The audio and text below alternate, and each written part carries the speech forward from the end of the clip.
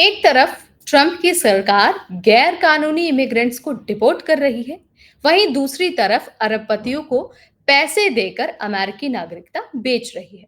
यानी $5 बिलियन दो और सीधे अमेरिका का नागरिक बन जाओ। अब देखिए, कुछ लोग तो पैसे देकर बिना किसी लाइन में लगे अमेरिका के नागरिक बन रहे हैं। वहीं लाखों लोग सालों से अपने पीआर का इंतजार कर रहे हैं। देखिए, हाल ही में ट्रंप सरकार की तरफ से एक दावा किया गया था। कहा गया था कि एक दिन में 1000 गोल्ड कार्ड वीजा सेल किए गए।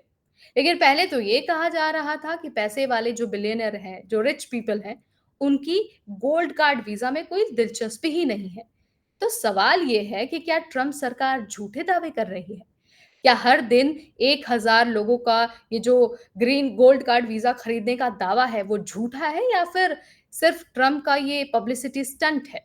क्या ये वीज़ा मोरल रूप से सही है या फिर सिर्फ अमेरिकी लोगों का क्लब बन रहा है?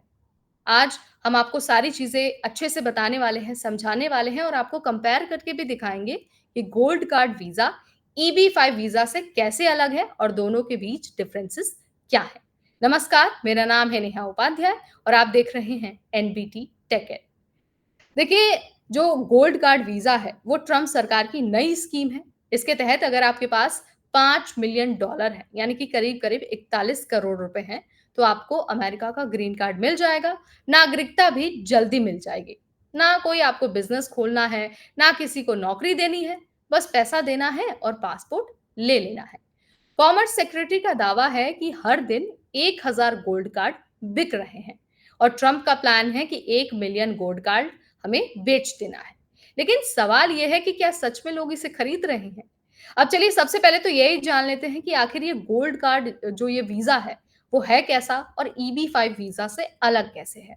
तो देखिए, गोल्ड कार्ड वीज़ा के लिए आपको सिर्फ $5 मिलियन देना होगा, वो भी सीधा सरकार को। कोई जॉब क्रिएशन नहीं करना है और नागरिकता अगर आपको चाहिए तो 1 से 2 साल में मिल जाएगी। वीज़ा की कोई लिमिट नहीं है और आपको बिना किसी लाइन में लगे, बिना किसी झंझट के सीधे-सीधे पीआर और नागरिकता मिल जाती है। वहीं अगर हम बात करते हैं EB-5 वीज़ा की, जिसे इन्वेस्टर वीज़ा भी कहा जाता है, तो उसमें आपको 1 से जो $1 मिलियन है, वो खर्च करना पड़ेगा और साथ ही अमेरिका में आपको 10 अमेरिकी नागरिकों को नौकरियाँ भी देनी होगी। इसके अलावा अगर आप नागरिकता के लिए अप्लाई करते हैं EB-5 वीज़ा के ज़रिए, तो आपको कई साल लग सकते हैं सिटिज़नशिप लेने में। और यहाँ पर जो वीज़ा की लिमिट है, वो भी फिक्स है, यानी कि करीब-करीब 19,000 EB-5 वीज़ा हर साल जारी होता है। यानी जहाँ एक आम आदमी को ग्रीन कार्ड के लिए सालों इंतज़ार करना पड़ता है, वहीं अरबपतियों को पैसे देकर शॉर्टकट दिया जा रहा है।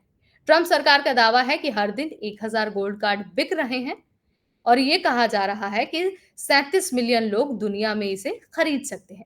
लेकिन जो फोर्ब्स की रिपोर्ट आई थी, उसने तो कुछ अलग ही दावा किया था।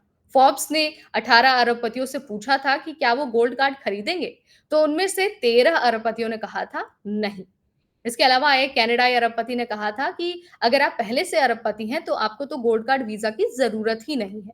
वहीं एक रूसी अरबपति ने कहा था कि एक वीज़ा के लिए $5 मिलियन कौन देगा? तो सवाल ये है कि क्या ये सच में बिक रहा है? क्या ये ट्रम्प का जो दावा है वो सच है या फिर सिर्फ एक पब्लिसिटी स्टंट है? लोग इस वीज़ा को लेकर 2 ग्रुप्स में बँट गए हैं। जो समर्थक हैं वो ये कहते हैं कि अमेरिका को पैसा चाहिए, तो अमीरों से ले रहा है, इसमें गलत क्या है? वहीं जो लोग विरोध कर रहे हैं, उनका ये कहना है कि ट्रम्प गरीबों को डिपोर्ट कर रहे हैं और अमेरिका को नागरिकता बेच रहे हैं, जो किसी भी हद तक सही नहीं है। वहीं यहाँ पर इमिग्रेशन वकीलों का भी विचार है। उनका ये कहना है कि ये वीज़ा सिस्टम का मज़ाक उड़ा रहा है। सो H-1B वीज़ा वालों को स्पॉन्सर ढूँढने में दिक्कत होती है और यहाँ पर अरबपतियों को सीधे-सीधे पासपोर्ट दिया जा रहा है। तो सवाल ये है कि क्या अब अमेरिका सिर्फ अमीरों के लिए है? आप क्या मानते हैं? आपका क्या विचार है?